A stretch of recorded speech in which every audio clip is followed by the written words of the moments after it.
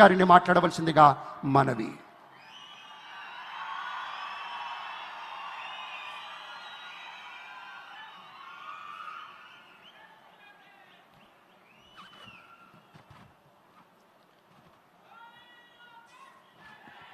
అమరావతి నమో నమః.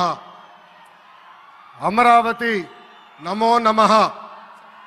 అమరావతి నమో నమః.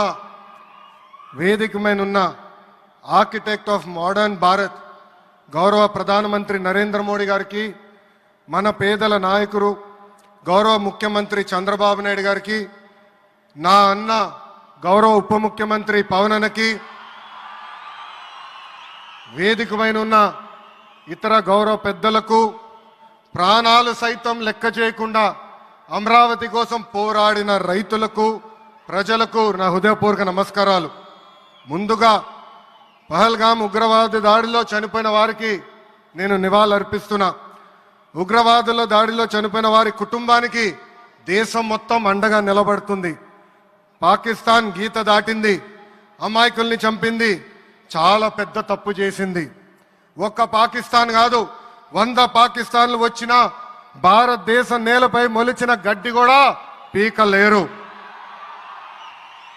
100 పాకిస్తాన్లకు సమాధానం చెప్పే ఒక్క మిసైల్ మన దగ్గర ఉంది. ఆ మిసైల్ ఏంటో తెలుసా? నమో గౌరవ ప్రధానమంత్రి నరేంద్ర మోడీ గారు.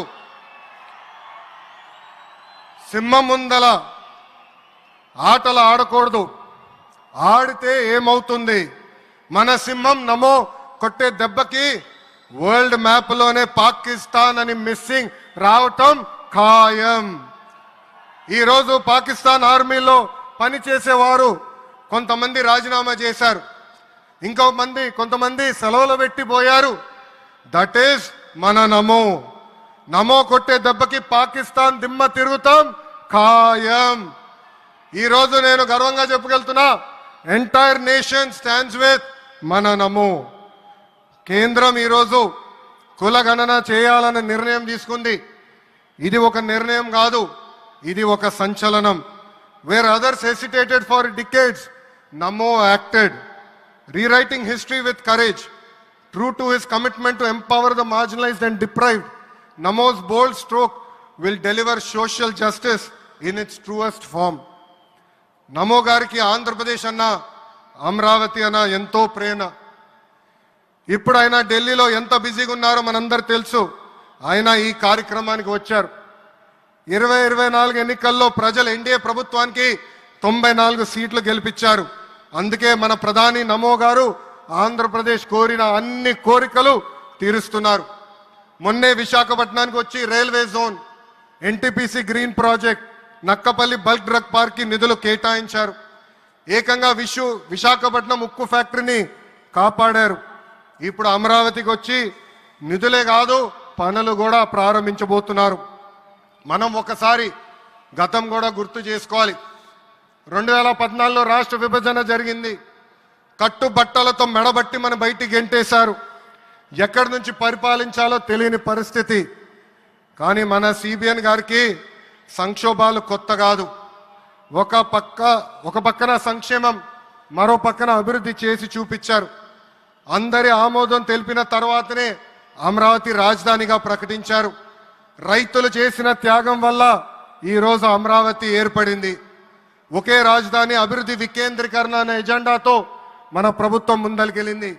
రాయలసీమను ఎలక్ట్రానిక్స్, ఆటోమోటివ్, రెన్యూవబుల్ ఎనర్జీ హబ్గా తయారు చేశాం. గోదావరి జిల్లాలో ఆక్వాని పెద్ద ఎత్తున ప్రోత్సహించాం. ఉత్తరాంధ్రలో ఐటీ, ఫార్మా కంపెనీలు కూడా ఆనాడు మనం తీసుకొచ్చాం.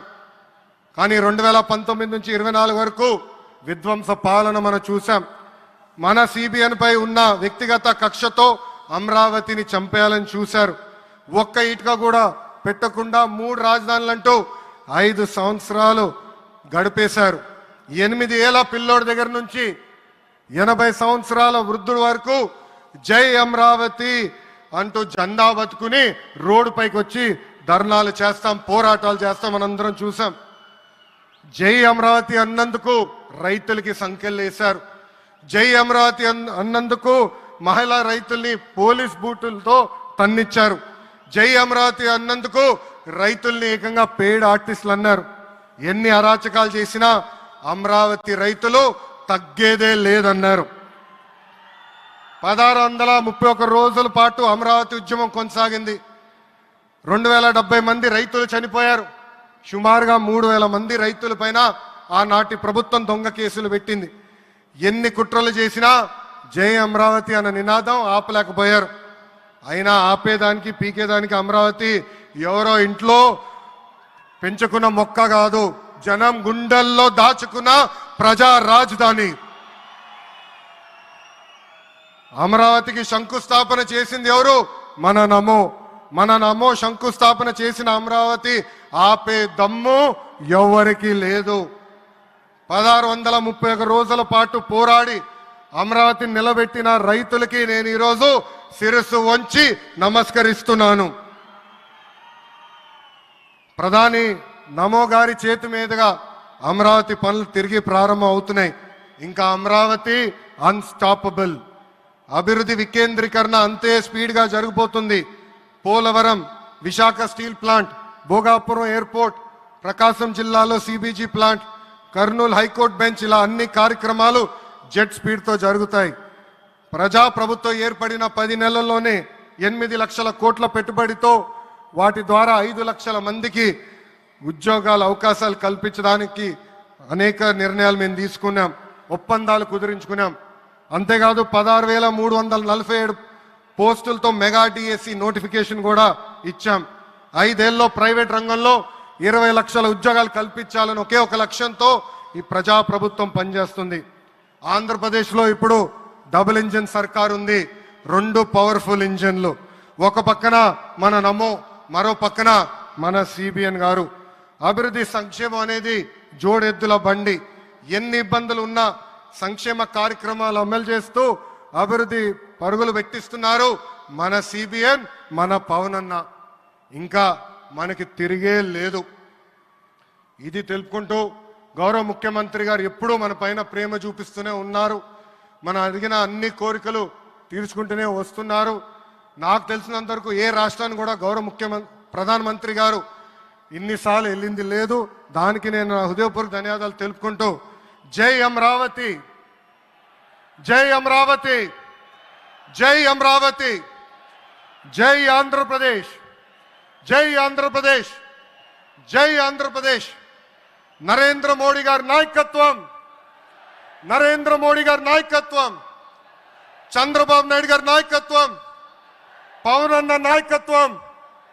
జై హింద్.